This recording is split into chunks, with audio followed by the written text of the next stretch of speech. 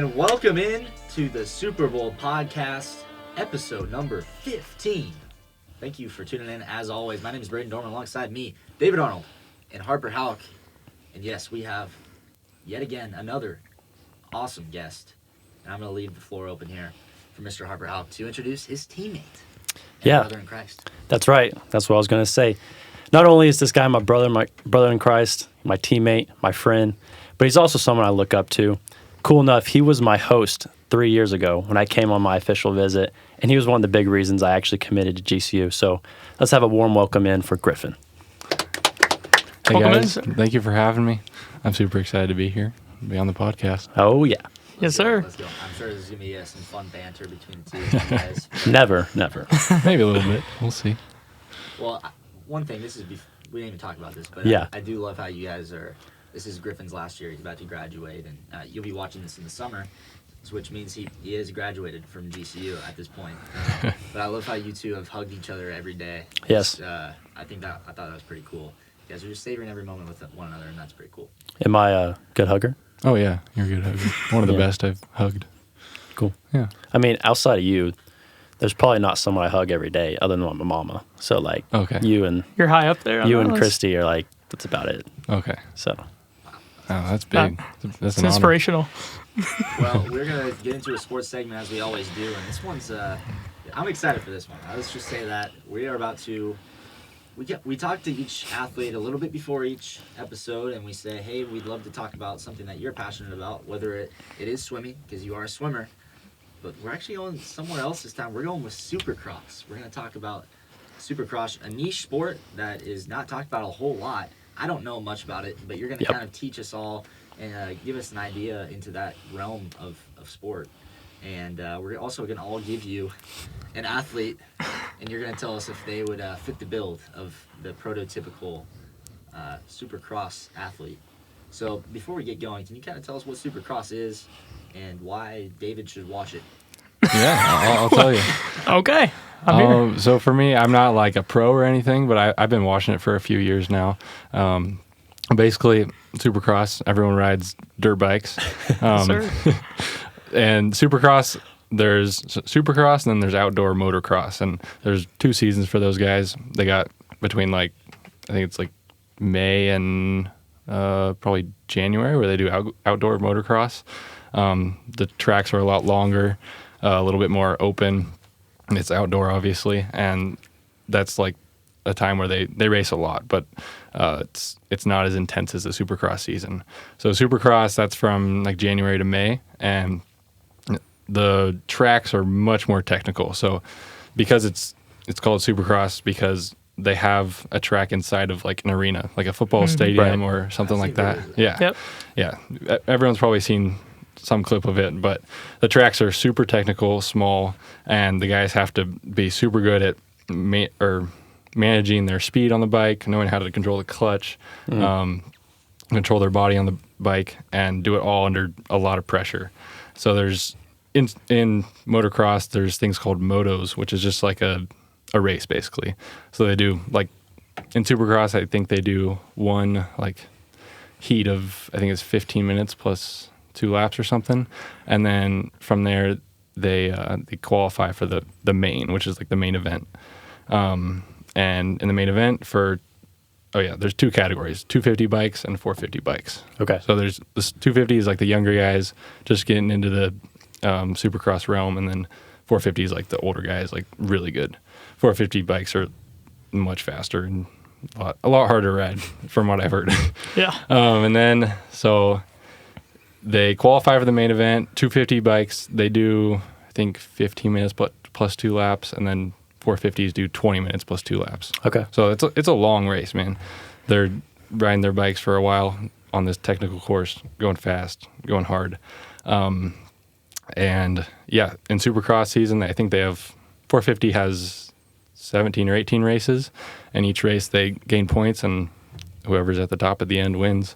And then 250, there's East and West Division or Conference, whatever you want to call it. Mm-hmm. So the East guys race like 4 weeks back to back, and then the West guys race, and they kind of like switch off. Okay. So it's a lot easier of a season for the 250 guys because they only race like a few weeks at a time, and then they get a little break. But 450 guys, they're basically going 17 weeks straight, racing every weekend. There's one break in the middle there, but it's a pretty intense season for them. Like NFL. Yeah. Yeah. Sounds very familiar to another sport that we all know and love, NASCAR. Yeah, for anybody who doesn't know, I'm a big NASCAR guy, so this rings a bell very much. Oh, yeah. And yeah, I definitely respect that. Respect the grind of going week after week, of going at it, track conditions. All these things relate, and very rarely do they intercross. Some drivers have a little bit of background in dirt and in motocross, but yeah, I respect every word that you're saying, probably more than most. So I'll just leave it at that. Dorman, I don't know about you, but I think Supercross already sounds cooler than NASCAR. Absolutely. Yeah, I'm sure they're Yeah. all right. I think it is. I mean, hey, yeah, everybody has their taste, and I nothing against Supercross, because Supercross is awesome. I've actually went to, I believe, one event when I was younger. I really enjoyed that. Enjoy watching it on TV as well. So, but yeah, hopefully we can get these guys at least into the racing realm. Because man, I'll tell you, there's some beef going on between NASCAR and other sports, but for these guys. So I don't know what he's talking about. No, yeah, I'm sure. I mean, they're just big we fans. got better things to do on Sundays. At the end of the I- day. Yeah, it's okay. I mean, hey, there's priorities. What day is Supercross? Saturday nights. Perfect. Hey, Great. That sounds awesome. Hey, there's some There NASCAR you races go. Saturday nights, or Xfinity if you'd like to go into there. So there's options. Get into that too. Let's talk about. We're all going to give you an athlete here, Okay. and I'm guessing I can kind of maybe picture what that prototypical guy would be. I mean, I'm guessing it's not going to be a big hoss like one of you two on those bikes, but it could be. It could be. Perhaps. But Harper, you got an athlete that you want to throw it his way and see, What? see if that person will be. Yeah. Good for us. that person, yes. Okay, so I'm going to stick in the swimming realm for you Okay. and I. I'm going to go the greatest female swimmer of all time, Katie Ledecky. Oh. Now, she's an absolute beast. She has I think it's the top 20 times of all time in the 800, and she's just dominant, as many of you probably know.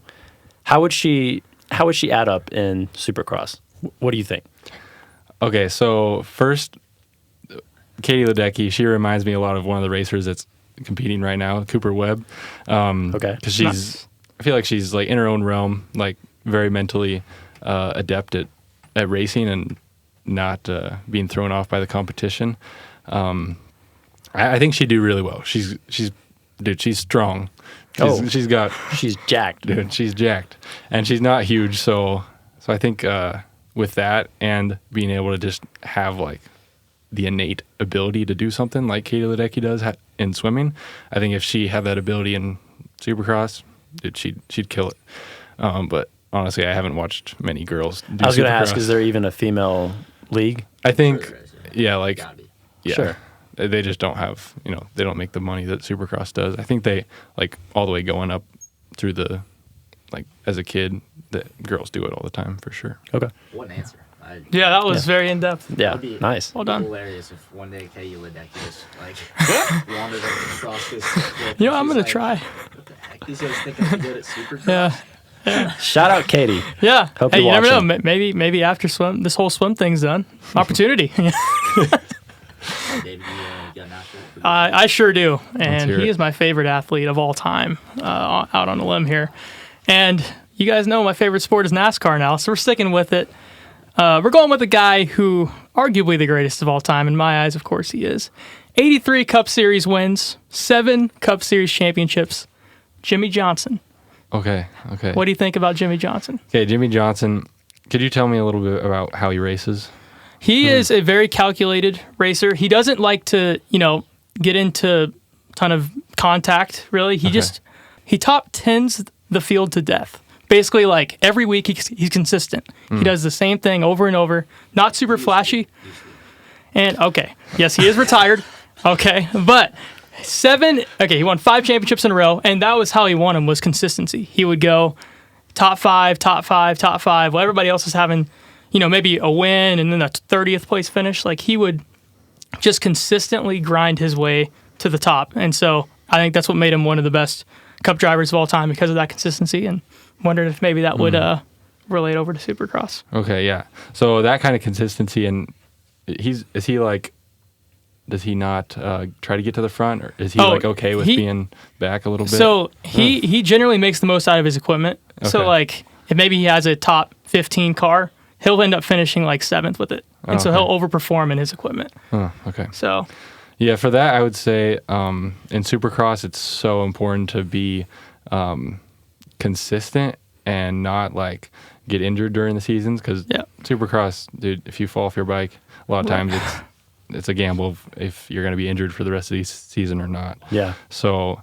being able to not get into contact and crash is huge. So maybe he wouldn't be like a winner in this case from what you've said, but I think he could be a top performer in Supercross for sure, especially if he's finishing like that in NASCAR. I think that could carry over.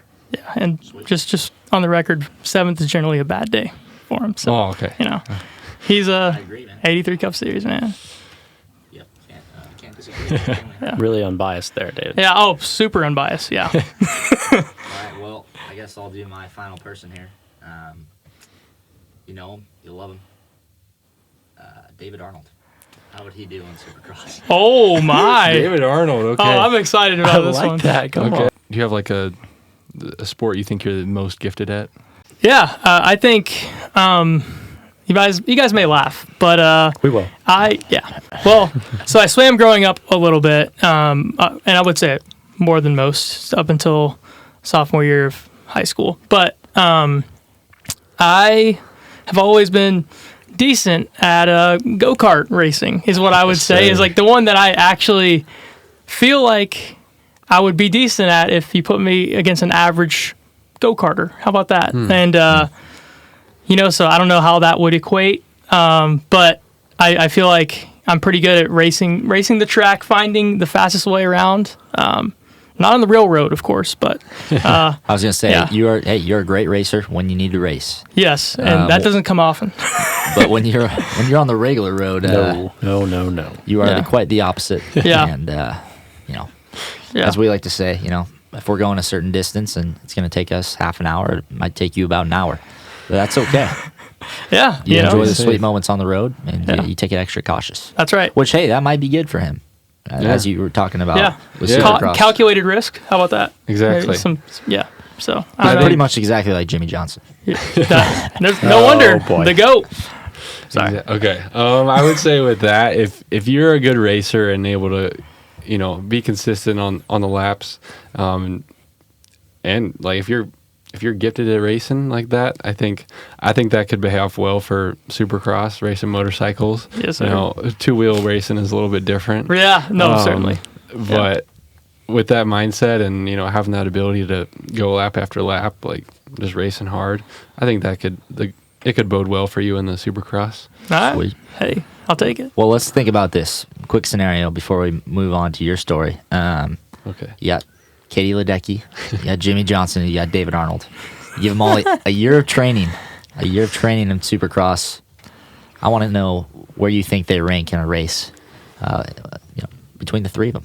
Yeah. I don't know. Katie Ledecky, dude, she's just, you can't beat her in racing. She's got that dog in her. She's got that dog and the Goat. innate ability to beat people with that. I like that. She's freaking ripped. But I would say, I don't know, Jimmy Johnson, let's see. I feel like he's got a better build and like, I don't know. He could probably do really well in Supercross. It's more in his realm. Yeah, it's more if he's already in motorsports racing right. at that level. If I were to give him a ranking, it'd probably be Jimmy Johnson, Kayla Decky, and David Arnold. Hey, I'm on the podium, so can't on be the mad about podium. it. I'm On a the podium podium. guy. So Oh yeah. Let's not get into that. Fair enough. I think that's a very honest and real opinion there. Thank Yeah. you for teaching us about Supercross. I think course. we've learned so much from different guests, and we're about to learn about your faith story, and that's gonna be cool. But I don't think we've really learned about a new sport, and we definitely haven't talked about Supercross before. That's right. So That's right. that's cool, and for the viewers, maybe you're interested now. Maybe your interest peaked a little bit. Check it out. Supercross. Pretty Yeah. sweet. And I think it is kind of interesting that you're interested in that, and that was something you want to talk about as a swimmer. Can you tell us about your upbringing in the swim world Yeah. and how it got you to GCU? Yeah.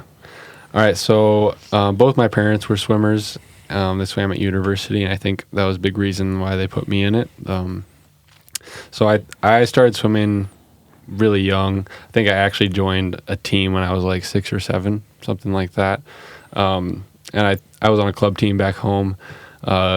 We'd practice a few times a week, and then once middle school and high school rolled around, it started being more serious. But I mean, in elementary school, I did soccer like most people do, and then middle school, I swam. Swimming was like a very consistent thing for me. Like I always did it. Yeah. But then, middle school, I did track, cross country, basketball a little bit.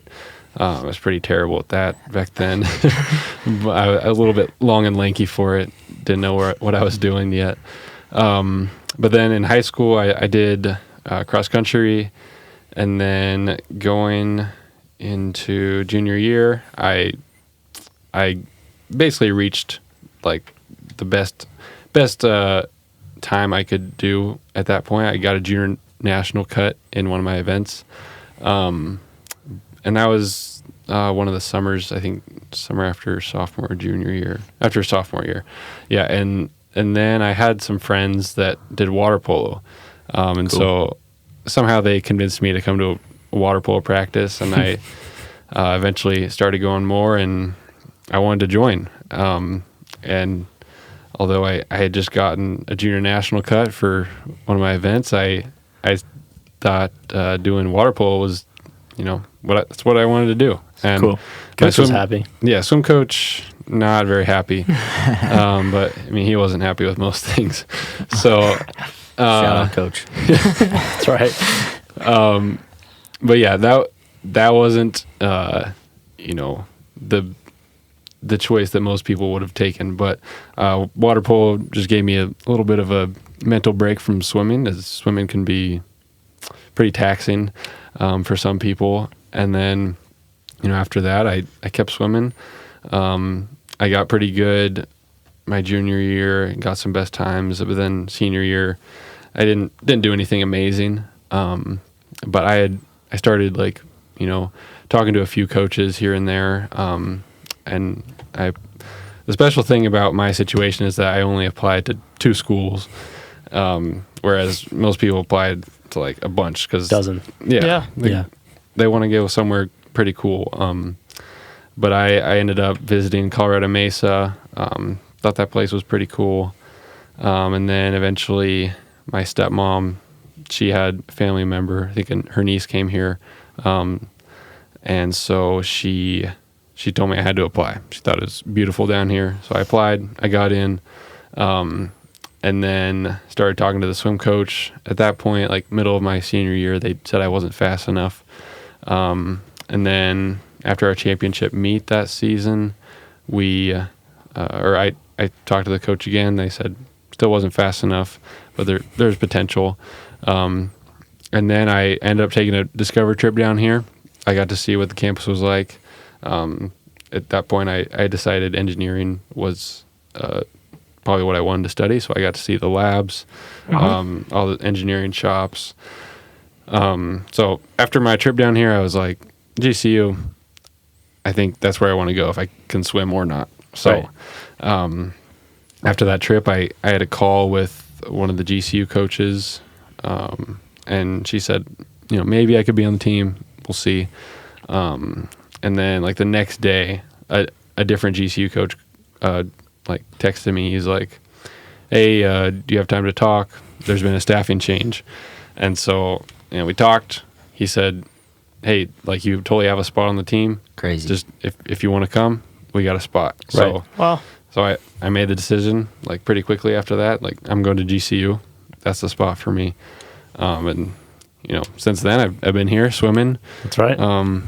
Doing what I can do to help the team, and it's been a lot of fun. What a God thing. I mean, that's Dude. crazy. Right. I mean, Yeah. you were probably going here either way. And then, you said, if I don't get to swim here, I'm still coming. Yeah. That's right. So I can't even imagine that feeling, hearing that you actually are going to get to do the thing you love at the place you want to be at. Exactly. That's pretty cool. And it didn't seem like it was going to happen, and you had patience. And Yeah. It all worked out. and God said, let's switch the staff around. Let's make sure Griffin's here. Yeah. That's pretty crazy, man. So I've been able to have the privilege to be with you for 3 of your 4 years here. Yeah. Can you kind of go through some of your favorite memories and experiences from the 4 years, and then after that, kind of tell us what's next for you in swimming? Ooh, best memories. Let's see. One that sticks out in particular, my sophomore year, it was the year of 2021 and 2022. COVID year. Yeah, COVID year. Oh boy. That year was one memory from that year. We had conference. We didn't do the best, just because of the circumstance. And then at the end of the meet, I just remember swimming my last race, and it was probably the most excited I had been ever for swimming my last race of the season. I got out of the pool. I was screaming underwater, so happy. And then after that, there was one relay left, and it was just guys at this meet. So the women were at some other meet. Yeah. But we had all the guys on our team started cheering for the relays before they even started. We all took our shirts off and started waving them around. Yeah. And the team across the way, I think it was CBU, they did the same thing. Everyone was going crazy. Let's I go. think awesome. that place going. Dude, it was fired up. an experience. Yeah. But that was so fun.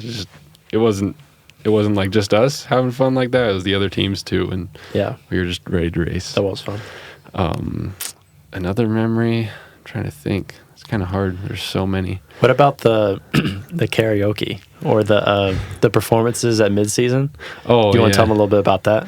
Yeah, so this year and last year we did the coaches had I think each, maybe the new swimmers, or maybe everyone had to do it, but I think everyone had to perform with a buddy or a group or by themselves in front of the whole team at our mid-season meet. Just for fun. It wasn't anything, there was no pressure, but of course some people felt it. Yeah. And so, this year, Harper, me, and then a few others, we choreographed a little dance. Autu was on there too. Oh yeah, He was on the shout out to podcast. Aussie. Yeah. So we choreographed a little dance, made it up in 15 or 20 minutes, practiced it, and then we performed for the whole team. We crushed it. Yeah, and it was a blast. Single ladies. Yeah, single. Yeah, Nice. Wow, I bet they got the place No way. electric. Hey. Yeah. But yeah, that was super fun. Cool, man. Yeah. So, and then can you kind of go into, obviously your career is coming to an end here, and by the time people are watching this, it will have come to an end officially. And what a career it was, and from what we've heard from Harper, your times just continue to get better over the years, and Just it's a beast. a testament to your hard work. right. And now it's earned you an opportunity overseas to continue your swimming career. Yeah. Do you want to kind of get into that? Yeah, so first off, this whole season, I knew it was my last season here at GCU. I had made the decision not to take a 5th year, but it didn't really feel like the last season, Maybe that's how it is for everyone, but after my last race at our last meet, I thought I was going to be relieved, happy that I'm finally done swimming, and I was a little bit, but it still didn't feel like the end.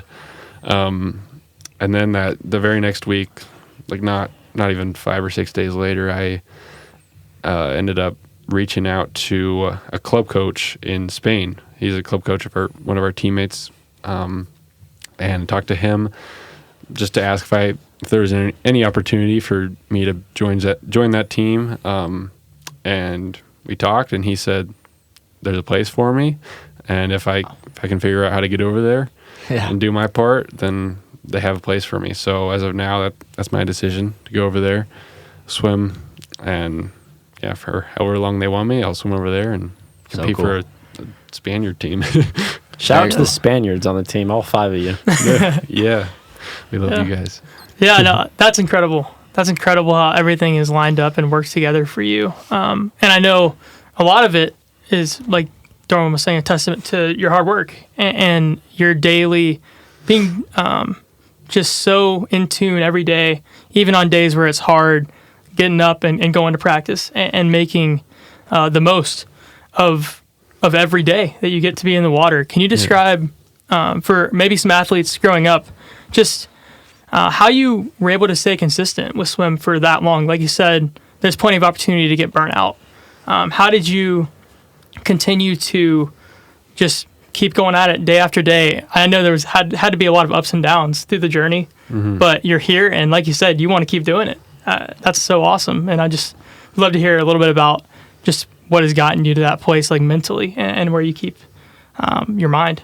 Yeah, so I mean, for me, I think a big part of it's probably just naturally how I am, how my brain works, which I'm pretty thankful for. But I think for me, like, somehow I have this, like, drive or need for competition and excitement for it. And part of it, I definitely like take care of and try to keep up with, try to get my mind in the right spot every day, because it's not always fun training and going at it day after day when you're exhausted. But for me, just like basically making myself realize this isn't forever. Like, this is an opportunity. This isn't something I have to do. I get to do this. It's my choice. Right. Realizing that and trying to like take time and spend time with like the people around me and the experiences I get to have with them. Like, I really try to value that and switch my mindset so it's something that I'm choosing to do. And I think that helps a lot in my want for competition and want to train so I can be better, because it's no fun if it's something you have to do. And yeah. I think Good that's point. cool, because you could be done right now. You could be done with all the hard early mornings. You could be done with the grueling practices. You don't have to go through that anymore. But you were at a point where you're like, I want more of that. I want to continue to train my body, my mind, and my brain, like everything. And you want to put yourself through that more, just so to have that drive for competition. I feel like that kind of correlates with your faith. I think that sets you up very well to be a warrior for Christ on a day-to-day basis and staying consistent. Having that attitude, because it can get old some days. It can be like, do I really have to follow by these rules? Do I, not that there's rules necessarily, but do I really need to listen to God in this moment? Yeah. And it's not always easy as a Christian. So it seems as if you're preparing yourself in a different way through sports, but I'm guessing that it helps you with your faith. Does that make sense at all? Does that ring a bell? Do you think that does happen for you? I mean, it's funny you bring that up. Like, I feel I haven't had anyone say that to me before. Yeah. But I think having that mindset for my faith could help me a lot, because I definitely do struggle with like being consistent and we all do. Yeah. Staying up on my like talking with God.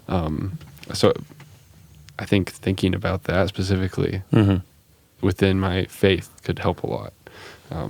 If that makes sense. Yeah, absolutely. Yeah, I think that's a good point, like you guys are bringing up, because just because we don't feel the same energy or the same spiritual high doesn't mean it isn't as important to do those things.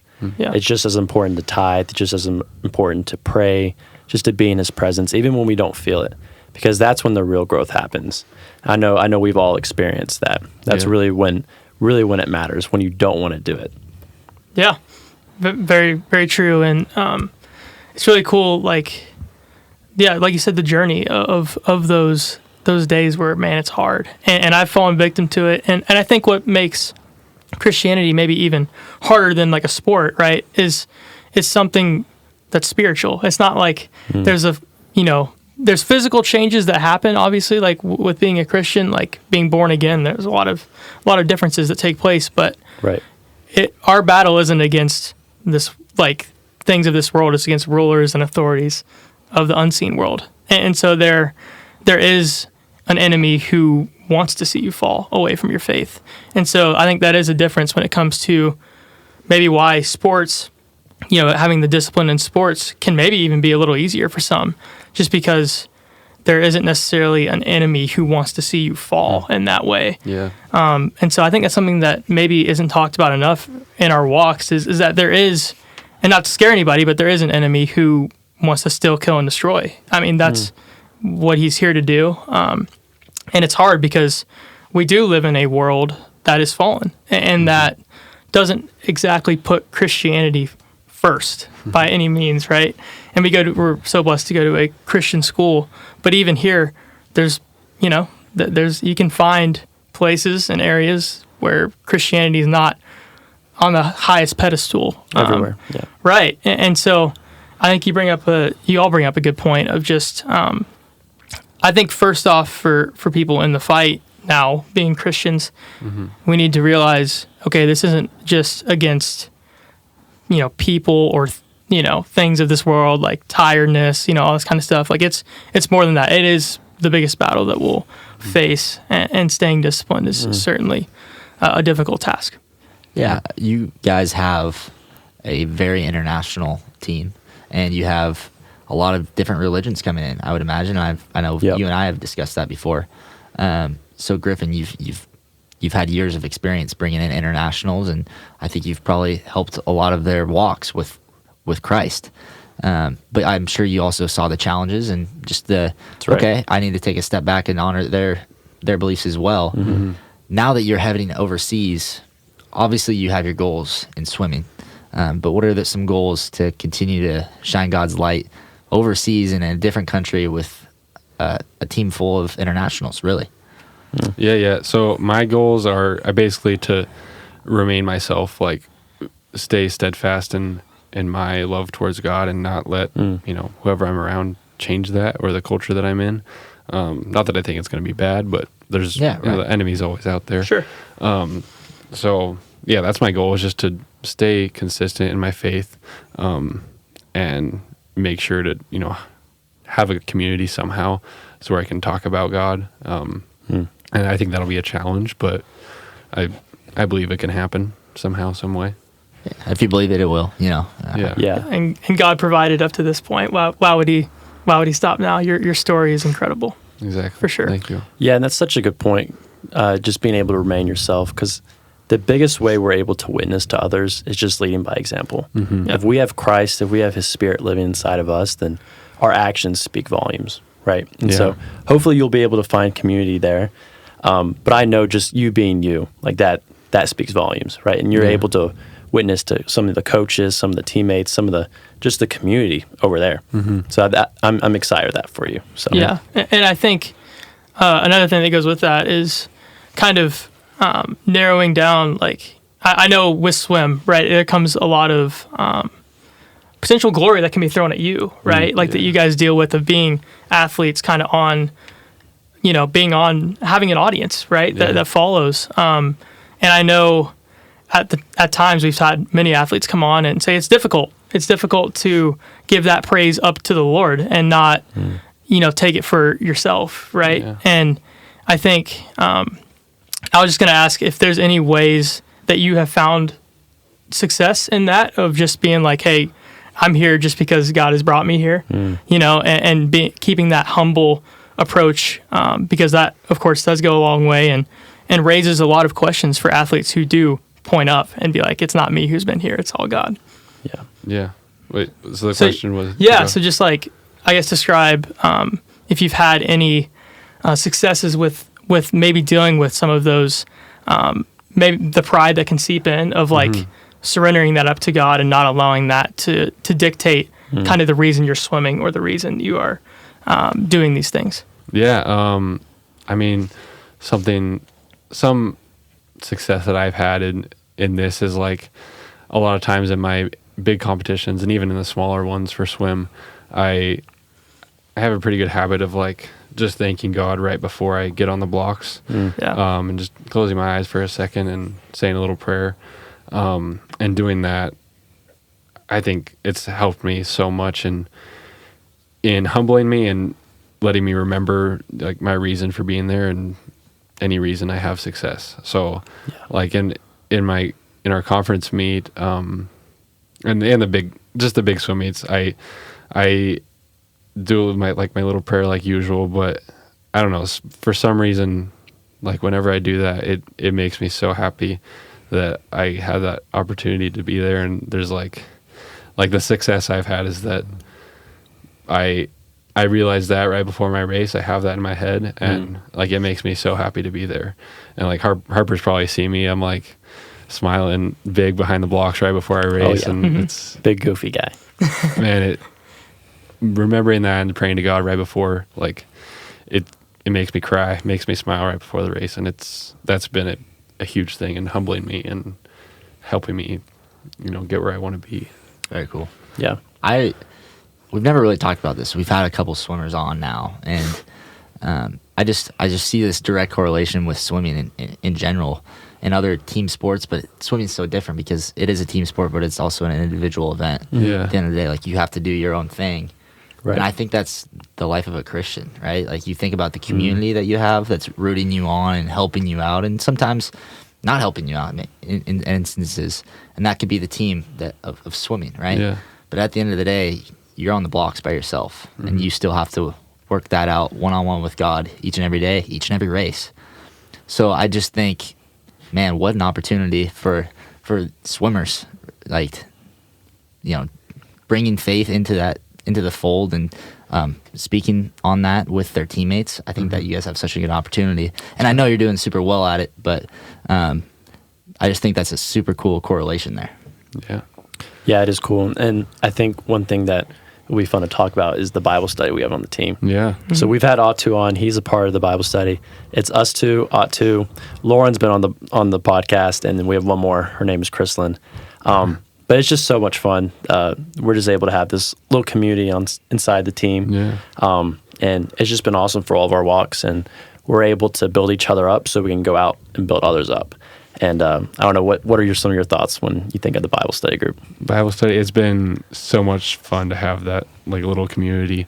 It's been so encouraging to like have a small group of friends that that you can talk about your faith with and grow in it with them. And I've just been like so thankful because I've had some Bible studies in previous years, but this year has been just probably the most fun because we have a very consistent group, and they're all super fun to be very around. different group too. Yeah. We all bring something to the table. Very different. But there's nothing better than that, right? About having, it's one thing to be teammates, but to have a bond deeper than That's right. anything. And from my experience, there's no deeper bond than anybody can have. Amen. It is just being in the Word together, like believing, helping each other up, lifting people up when they fall. I mean, that, because like we said, this life is hard. There's challenges. And the cool thing is, obviously, you guys are all swimmers, so you deal with the swimming challenges. But to deal with just the natural challenges of a fallen world that you guys get to talk about as well. You guys have so much in common, and it's really cool. And just the importance of community is just something we should be so thankful for. And I try to be. Sometimes I look past it, just being like, we're on a podcast right now talking about the Lord, and we all, walk super close together, and we're like brothers, and it's right. incredible how our faith can do that. Yeah. It's something that everybody should try to do in Absolutely. one way or another. And whether it's a Bible study, whether it's a podcast, whether it's having lunch with a friend or two or three or four once a week, I think it's super important to just get your feelings out there and let God put words in your mouth that maybe your friends need to hear, maybe your family needs to hear. It's done so much to all of our lives. I know that for a fact. Yep. And there's no reason that it wouldn't do the same for anybody else. So just getting your thoughts out there and being willing to get deep with another person or a group of people that you can trust, I think it changes everything. As we are kind of getting closer to the end of this episode, I think a question we like to ask a lot is just, there's younger athletes right. that are watching this, and they want to get to the point where you're at. They want to be a Division I athlete, but they're also probably watching this because God is something they're interested in, or something that their parents talk about, or something that they want their friends to get into.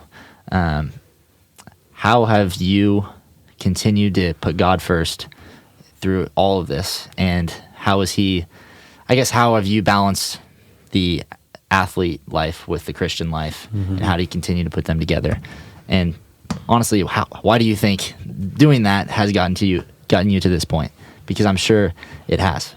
Yeah.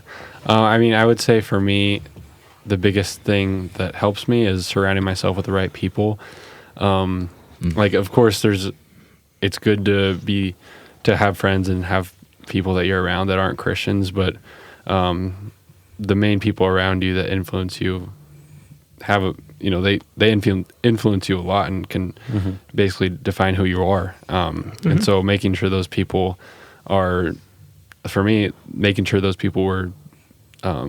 like faith-based people, I think helped a lot in that, because I'm super influenceable or I'm impressionable. Yeah, that's how you say it. Don't worry. Hey, we like to make words up on here all the time, man.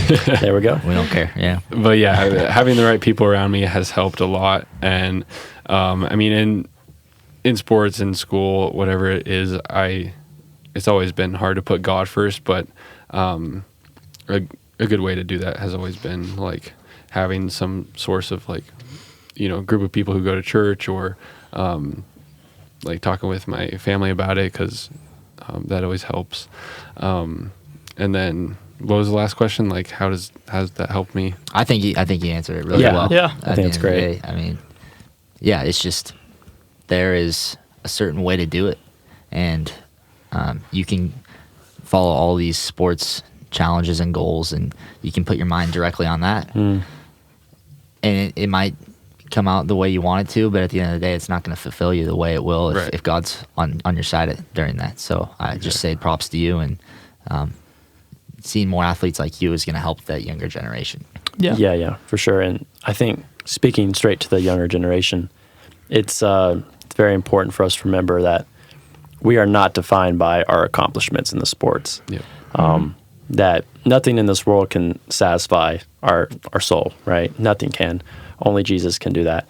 And so when we remember that our foundation, our identity is founded on Him, I mean, it just makes everything so much easier. Yeah. I mean, it's like you said, when you're behind the block and you pray and you just have this joy overflowing, and you're just able to go out there and perform, and just let Him take care of the rest. Whatever His will says for your life, it's going to be done. So, I mean, we're His children. Nothing or no one can separate us from His love. And yeah.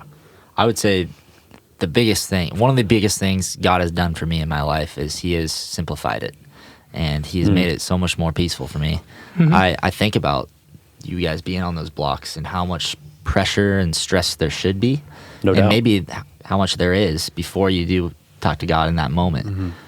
And then all of a sudden you're like, wait a minute, I'm just doing the thing I love, and maybe I'll get first place and that'd be cool.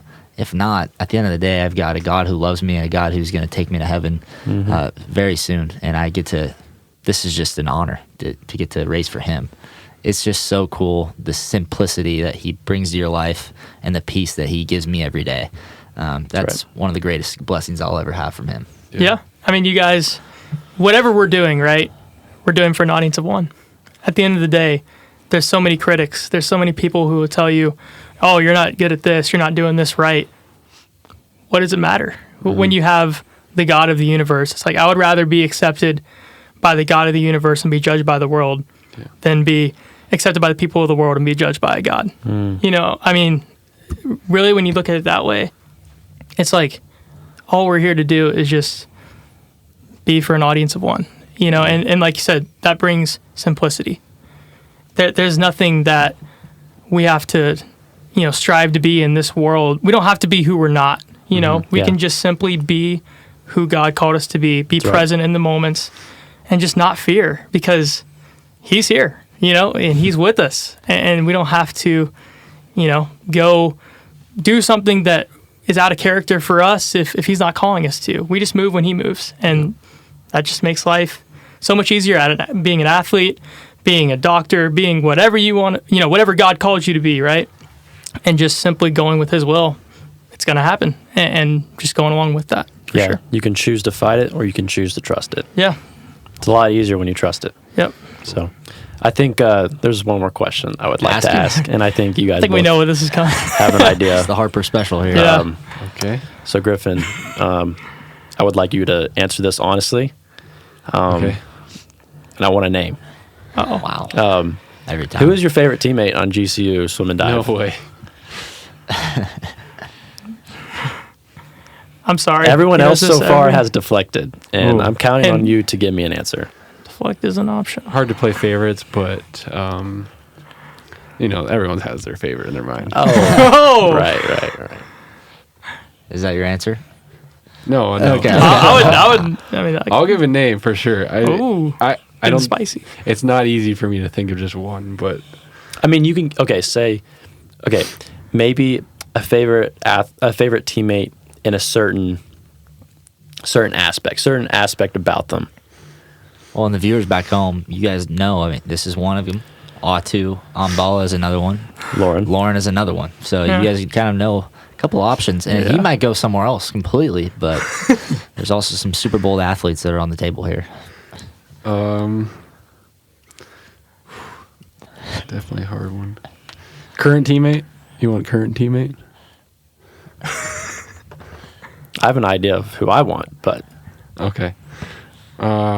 Shoot. Should have made Harper. I'm feeling a little bit of tension in here. I don't know no, if there's no anybody- tension. Harper, Okay. do you want to say yours while he's thinking? Yeah. How about that? You have one? I deflect.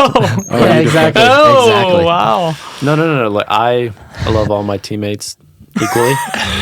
Backtrack. I love them all equally for certain reasons. I could go through each one and tell you guys why I like them for that reason, but I love them all equally. That's my answer.